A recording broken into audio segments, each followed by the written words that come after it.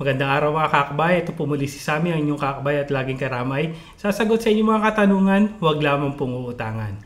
Mga kakbay, expert na ba ang inyong national certificate? Tandaan po natin na 5 years lang ang validity ng ating mga national certificate kagaya ng NC1, NC2 at NC3. Kaya kakbay, kung expert na ang inyong national certificate, ay please continue on watching para maituro namin sa inyo kung paano i-renew ang inyong mga national certificate at kung ano-ano ang mga requirements. Sa videong ito, i-discuss din po namin kung paano ang gagawin kung nawawala ang inyong national certificate o kaya naman ay may nais kayong palitan sa inyong mga pangalan. Kaya kung interesado po kayong malaman kung paano gawin ang mga bagay na ito, then please continue at watching. At kung bago po kayo sa aming channel, ay huwag pong kalimutang mag-subscribe at hit ang notification bell at pakishare na rin po para mas maraming makaalam tungkol dito. Hello mga kaakbay! Welcome back to my channel. This is Charisse, ang inyong kaakbay at laging karamay. Sasagot sa inyong katanungan, wag lang pong uutangan. Due to insistent public demands mga kaakbay, dahil po marami-rami ring nagtatanong kung paano po kung expired na ang kanilang national certificate, paano ho kung nawala or nasira ang kanilang mga certificate. So for today's video mga kaakbay, step-by-step guides kung paano ang gagawin natin sa pagre-renew ng national certificates or application po ng replacement of damaged or lost certificates, at isama na rin natin mga kaakbay kung paano po magpa-certify, magpa-verify at magpa-authenticate or CAV ng ating mga TESDA certificates. So if you're interested mga kaakbay, then please keep on watching, but make sure po to subscribe to my channel, hit the notification bell para po ma-update kayo once I upload a video like this, and pakishare na rin mga kaakbay para mas maraming OFWs ang makaalam tungkol dito. So again mga kaakbay, ano nga po ba ang NC1, 2, 3 or National Certificate? Ito po ay ini-issue ng TESDA na katibayan po na ikaw ay mahusay sa iyong skills, either plumbing, welding, baking, meron ding household service workers. Katibayan po ito mula sa government at TESDA na tayo po ay bihasa sa ating larangan. Ito po ay either ating napagtrainingan or galing po sa years of experience sa pagtatrabaho. Kalimitan po itong hinahanap ng mga companies, lalo na po yung NC2 at 3, kung kayo po ay mag-a-apply sa trabaho, local man po or abroad. Katunayan po na tayo ay legit na magaling sa ating skills. So, paano po kung wala kang NC2 mga kaakbay? Meron po akong previous video, pakipanood po. Siyempre, kailangan training po sa TESDA. May video din ako mga kaakbay kung paano po mag-enroll sa libreng TESDA online program. Siyempre, pwede rin po kung ikaw ay industry worker or pwede ka rin makakuha ng national certificate kung malawak na po ang inyong experience, kung matagal na po kayong electrician or plumber, pwede na po kayong mag-apply diretso ng assessment. And syempre, yun nga, take an assessment, and pag pumasa po kayo, bibigyan po kayo ng TESDA ng national certificate. But for today's video mga kakbay, paano po mag-renew or yung tinatawag po na revalidation? So una po, tandaan natin ang training regulations or TR. Depende po ito sa skills at kung saan po gagamitin ang certificates. Kailangan nyo pong i-check kung meron po bang bagong nilabas na training regulations. So, meron akong link sa baba ng video mga kaakbay. Paki-check po if gusto nyong malaman ang training regulations sa inyo pong skills.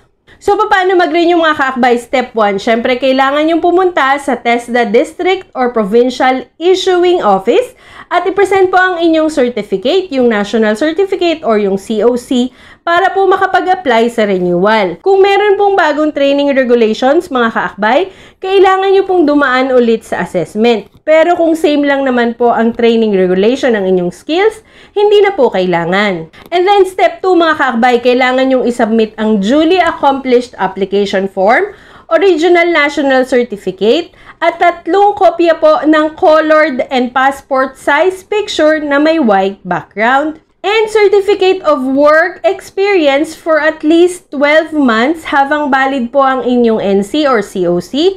Same skills dapat mga kaakbay, then sign po ng inyong amo or inyong kumpanya.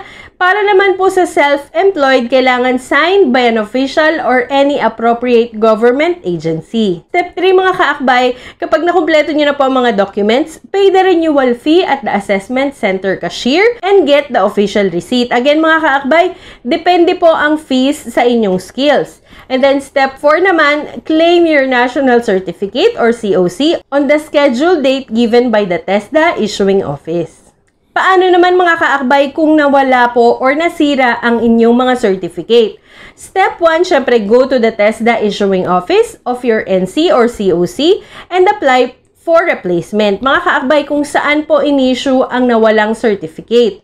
Step 2, isubmit po ang following documents. Una po ay letter of request, duly notarized affidavit of loss kung nawala po ang inyong certificate, and kung nasira naman ang inyong certificate, dalhin lamang po ang original na nasirang certificate na yung papalitan.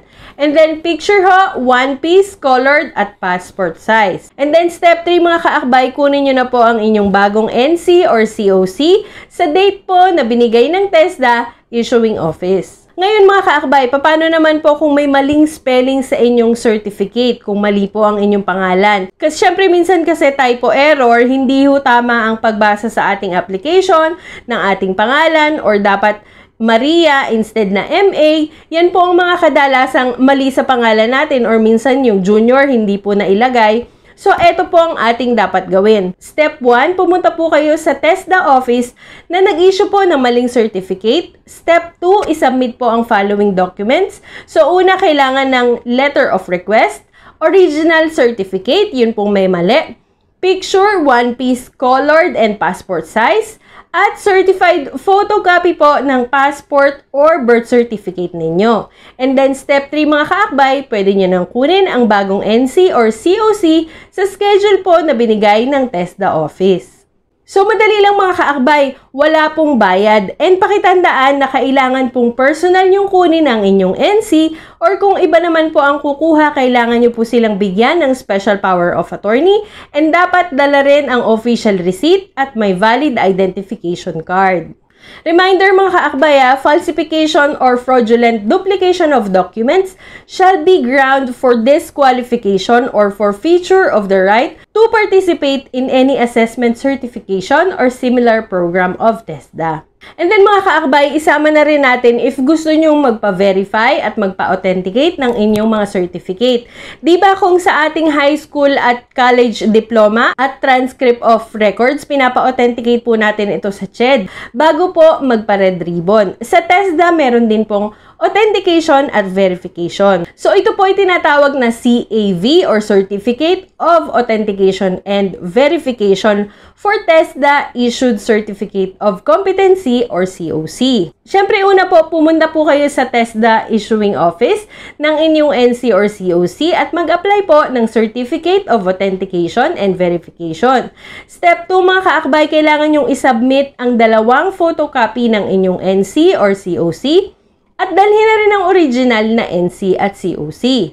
Kailangan nyo lang pong magbayad ng 50 pesos sa cashier at kumuha po ng original receipt. And then step 4, present official receipt to the TESDA issuing office for the CAV. And then pwede nyo na hong makuha ang document from TESDA office. So ayan mga kaakbay, madali lang po and simple ang process ng pagkuha or pag-renew ng inyong mga national certificates or NCs.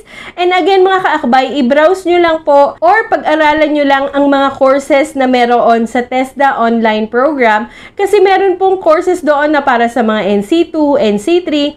Pumunta lang po tayo sa www.e-tesda.gov.ph at i-click ang courses para po makapamili at makapag-enroll. So once matapos nyo yun mga kaakbay, pwede na kayong mag-apply ng certificate para po sa NC2 or 3, depende rin po sa lawak ng inyong kaalaman. Uulitin ko lang mga kaakbay, malaking tulong po kasi itong libre na training sa atin, OFWs man po or hindi. Lalo na po kung may free time tayo, maaari tayong mag-aral kahit po tayo ay undergraduate or nakagraduate. Kasi pwede po tayong makahingi ng promotion or increase sa ating mga amo or sa mga kumpanyang pinagtatrabahuhan once po makapagpakita tayo ng national certificate. And kung ayaw nyo na tayong increasean, pwede tayong maghanap ng panibagong trabaho, yung mas maganda, yung mas maayos, dahil meron na po tayong national certificate 1, 2, or 3. So for more information mga kaakbay, call TESDA at hotline number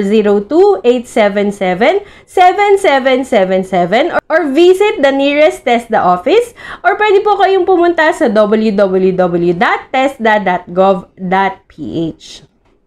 So there you have it mga kaakbay. I hope meron naman akong bagong impormasyon na naibigay sa inyo. Maraming salamat po sa panonood. Please subscribe if you haven't already and hit the notification bell para po ma-update kayo once I upload a video like this. And pakishare na rin po para mas maraming makaalam tungkol dito. Again, thank you so much for watching. God bless, keep safe, and I'll see you on my next video.